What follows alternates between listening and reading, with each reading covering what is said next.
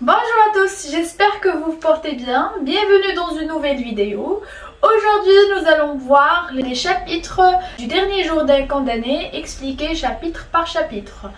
Mais avant de commencer, je tiens à préciser un petit point, c'est que les cours que j'explique, vous allez les trouver en version PDF dans un lien Drive. Donc vous pouvez juste faire une photocopie et suivre avec moi l'explication du cours. Donc الدرس اللي غادي نشرح اليوم والدروس كاملين في الفيديو كاملين ديالي غتلقاوهم ان شاء الله en version PDF في واحد لو لين ديال درايف اللي غتلقاوه لتحت في لا ديسكريبسيون.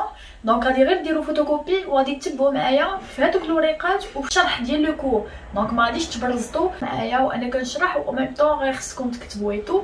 غادي غير تتبعوا معايا في ليكسبليكاسيون ولو كور غتلقاوه واجد محطوط كما شرحته في la vidéo كما غادي تلقاوه مكتوب.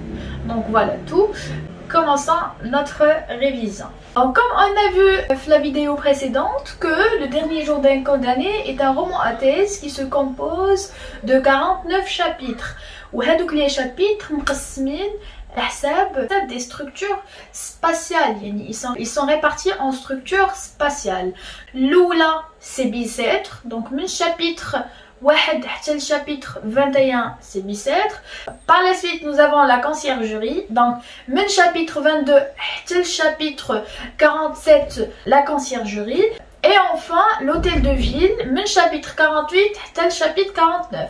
Aujourd'hui nous allons voir les chapitres ديال le premier lieu, c'est-à-dire la prison de Bicêtre. Nous avons commencé par le premier chapitre, donc les كيعاود لينا ou bien كيقول لنا شنو هما الاحداث الاولى اللي وقعت. Un jeune condamné dont on ignore le crime est obsédé par l'idée de son exécution prochaine. Il évoque son passé avant le verdict. Il se souvient de ses moments de liberté et se sent rangé par sa situation de détention et par l'angoisse de la mort inévitable. Donc, هنايا le chapitre الأول, nous avons affaire à un jeune condamné dont on ignore le crime. كيهضر لينا على واحد لو كونداني، واحد محكوم عليه بالإعدام اللي ما عارفينش علاش غادي يتحكم بالإعدام. Il est obsédé par l'idée de son exécution، يعني مهووس بليدي ديال الإعدام ديالو. Il évoque son passé avant le verdict كيعاود لينا على الماضي ديالو قبل من الحكم، donc avant le verdict. Il se souvient de ses moments de liberté وكيتفكر الأيام ديال la liberté ديالو. Et se sent rangé par la situation de détention et par l'angoisse de la mort inévitable وكيحس براسو un peu tourmenté, inquiet بهاد لا سيتوياسيون اللي ولا فيها ديال لا ديتونسيون وهو كيفكر الموت اللي غادي يتعرض ليه، يعني ما غاديش يهرب من الموت. دونك لا يمكن لينا نقسموا premier chapitre en deux situations. La situation الاولى هي la situation ديال le condamné في le passé, c'est-à-dire avant le verdict ou bien avant le jugement. Il était un homme libre d'agir et de penser. Il était heureux, donc il garde une image de bonheur, de fête, peut-être d'optimisme. Et la situation de le condamné après le verdict ou bien après la sentence, qui est devenu un homme captif, prisonnier, qui n'a pas le droit d'agir avec liberté, qui n'a pas le droit de penser avec liberté. Et donc là, le condamné, il est dans l'angoisse et dans le malheur. Voilà. Donc le chapitre 2, le condamné fait le récit de son verdict et ses sentiments qui le torturaient lors de son jugement. Donc là, le condamné, il nous parle du récit de la sentence ou bien du récit de son verdict et de son jugement. Très bien. Le chapitre 2 également, nous pouvons le diviser en deux situations. Donc, avant la sentence, le condamné avait une vision optimiste du monde, il avait une confiance en la justice, mais juste après, il est déçu. Donc, il est seul face à la mort, on dirait un étranger dans le monde des vivants. Donc, بوحدو face à la mort, il fait face au موت بوحدو, seul, déçu, malheureux et tout. Donc voilà. Dans le troisième chapitre, le condamné accepte يعني le condamné بدا كيتقبل الامر الواقع داكشي اللي وقع ليه بدا كيتقبلو et il croit que tous les humains sont condamnés à mort mais ce qui diffère c'est le temps et la manière. Donc بالنسبة ليه كاع الناس ils sont des condamnés à mort. علاش؟ حيت بالنسبة ليه كاع الناس غادي يموتوا. La seule différence بينه وبين هذوك الناس هو الوقت امتى غادي يموتوا والطريقة اللي غادي يموتوا بها. Et donc là, il a commencé à accepter son destin. Dans le chapitre 4, le condamné décrit son transfert à Bicêtre. Il présente également une description de ce lieu macabre qui de loin ressemble à un château de roi, mais de près, c'est un lieu hideux et vétuste. Le condamné décrit son transfert à Bicêtre. Donc le condamné fait le chapitre 4 qui وصف لنا transfert ديالو للسجن ديال Bicêtre. Il présente également une description de ce lieu, يعني كيوصف لنا حتى هذاك le lieu كي داير اللي بالنسبة ليه c'est un lieu macabre يعني مروع qui de loin ressemble à un château de roi mais de près c'est un lieu hideux et vétuste.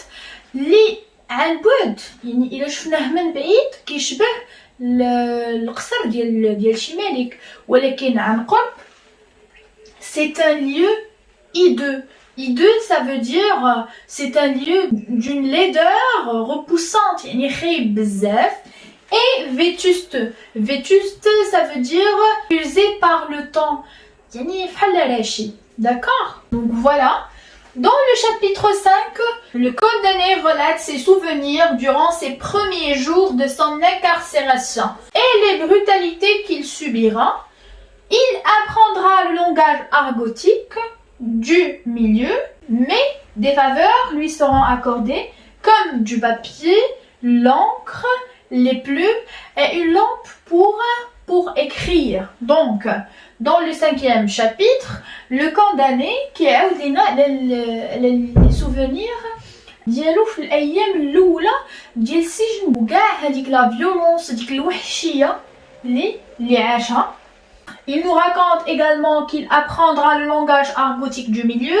Donc le condamné غادي يتعلم le langage argotique du milieu يعني اللغه العاميه في هذيك البلاصه فحال حنايا عندنا اللغه العاميه في المغرب هي الدارجه. D'accord? Donc اللغه العاميه ديالهم mais des faveurs lui seront accordées ولكن كانوا عنده واحد الامتيازات. دونك واخا كان كيعيش دي بروتاليتي كانوا عنده واحد الامتيازات واللي هما انه يقدر ياخذ لي بابيي الورق دو لونكر البدات دي بلوم دونك ريش باش يكتب et une lampe اللي غتضوي عليه pour qu'il puisse écrire. Dans le chapitre 6, le narrateur dévoile son projet d'écrire son journal de souffrance afin de soulager sa peine. Donc, c'est là, c'est dans le chapitre 6 que le narrateur il va faire un projet. Ses souffrances quotidiennes. Donc, dans le chapitre 7, le condamné espère qu'on s'intéressera un jour à son cas et que son journal de souffrance pourra contribuer à l'abolition de la peine de mort. Donc fin de chapitre, le condamné il souhaite انه يهتموا الامر ديالو واحد النهار ويكون هذاك le journal de souffrance اللي كيكتب واحد النهار السبب باش la peine de mort باش الاعدام يتحيد في مره. Dans le chapitre 8, le condamné commence à compter les jours avant son exécution. Donc les jours du condamné à mort sont comptés, 5 semaines le séparent de son exécution. Donc le narrateur اللي هو le condamné à mort بدا كيحسب الايام اللي باقي ليه باش يتعدم. Très bien. Dans le chapitre 9, le narrateur décide de rédiger son testament tout en pensant à sa mère, sa femme et tout particulièrement à sa fille qu'il aurait aimé revoir une dernière fois. Donc, هنايا, le chapitre 9, le narrateur il a décidé de rédiger un testament. يعني أنه قرر يكتب واحد الوصية tout en pensant. Donc يكتب هاد الوصية وهو كيفكر في sa famille, c'est-à-dire sa mère, sa femme, ولكن بالخصوص il a pensé à sa fille qu'il a souhaité revoir une dernière fois اللي كان باغي يشوفها للمرة الأخيرة. Dans le 10e chapitre, le condamné procède à la description de sa cellule de l'intérieur vers l'extérieur.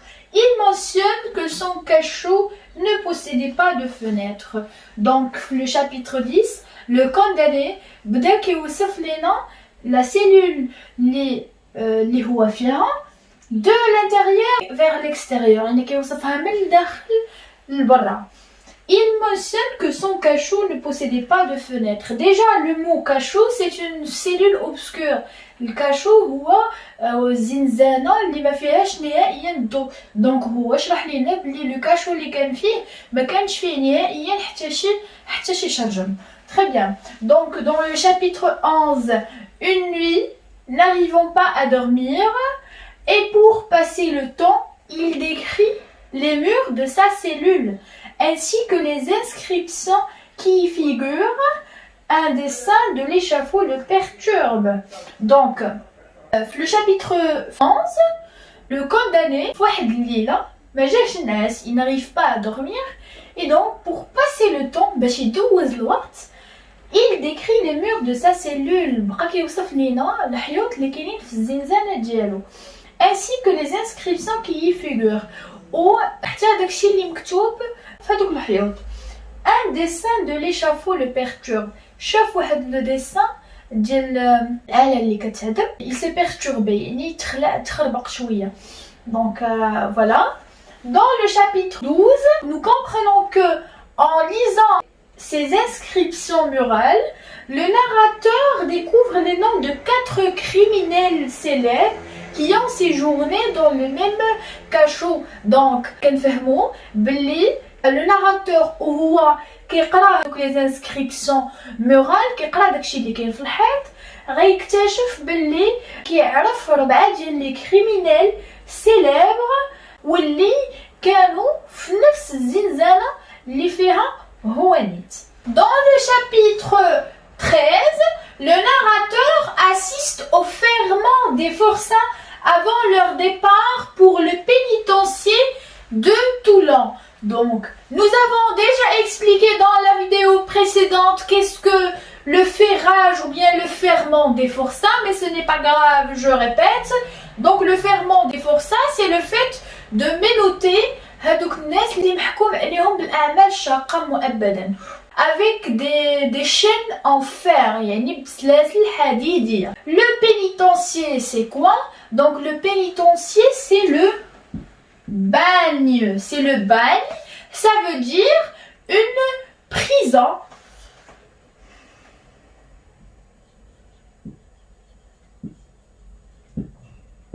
Donc c'est une prison اللي مخصصة لهذوك الناس اللي محكوم عليهم بالأعمال الشاقة مؤبدا. Dans le chapitre 14, nous voyons ici que le narrateur a été transporté à l'infirmerie.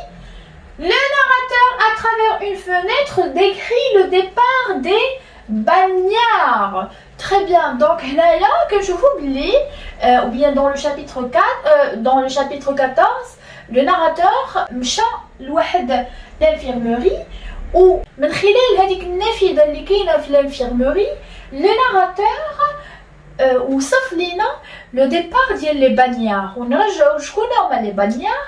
لي بانيار هما هذوك الناس اللي غيمشيو لو باغ او بيان لو بينيتونسيي اللي هي اون بريزون خاصه بالناس محكوم عليهم بالاعمال الشاقه مؤبدا. Très bien.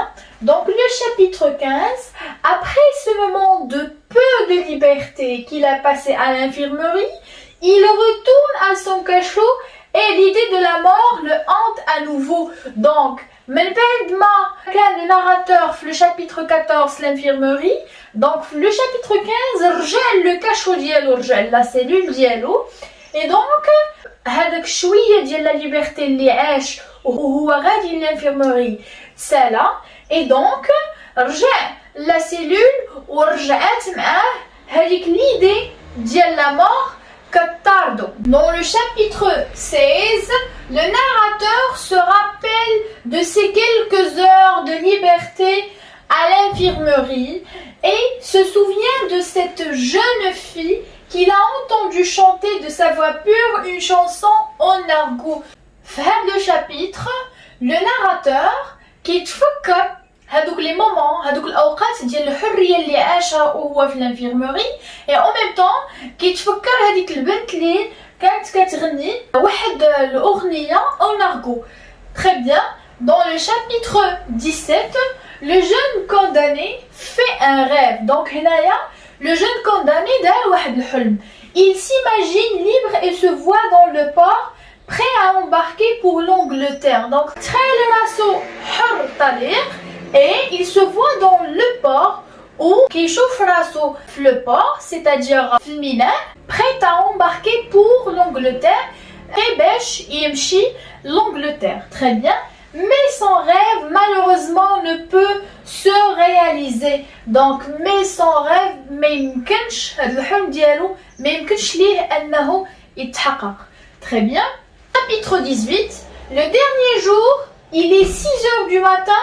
Le guichetier rend visite au condamné et il l'interroge sur ce qu'il désire manger. Donc, le chapitre 18, le condamné donc à 6 heures du matin, le guichetier quelle gentillesse. Chapitre 19.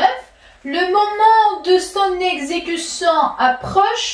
Le directeur de la prison lui rend visite pour lui demander s'il se plaignait d'un mauvais comportement. Donc le son renvoie au narrateur, bien sûr. Donc nous apprenons que الوقت ديال الإعدام ديالو غادي وكيقرب et donc le directeur ديال la prison فين كاين le directeur ديال السجن اللي كان فيه جا عنده باش يسولو واش تعرض لشي كومبورتمون ماشي هو هذاك من طرف الناس اللي كاينين في السجن. Chapitre 20. Le narrateur songe au monde carcéral avec toutes ses atrocités. Très bien. Donc, l'adjectif carcéral renvoie à la prison. يعني أن l'adjectif carcéral عنده علاقة بأي حاجة كيعيشوها les prisonniers في la prison. عنده علاقة بكاع داكشي اللي كاين داخل السجن. Très bien. Donc, le narrateur في هذا الشابيتر كيفكر في le monde ديال la prison, كيفكر في كاع داكشي اللي عنده علاقة بالسجن ou avec toutes ces atrocités. Le chapitre 21. À 6h30 du matin, un prêtre et un huissier rendent visite au prisonnier afin de lui annoncer que le pourvoi en cassation est rejeté et que son exécution est décidée pour le jour même. Jean, un prêtre ou un huissier pour rendre visite au prisonnier جاو باش يطلعوا عليه et باش يانونسيو ليه ولا باش يخبروه باللي le pourvoi en cassation est rejeté. شنو هو le pourvoi en cassation؟ هي النقد. d'accord. donc الطعن في هذاك الحكم بالنقد.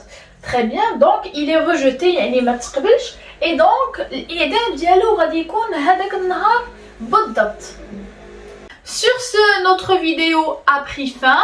On se donne rendez-vous dans une autre vidéo pour expliquer les chapitres de la deuxième partie, à savoir la conciergerie. À très bientôt!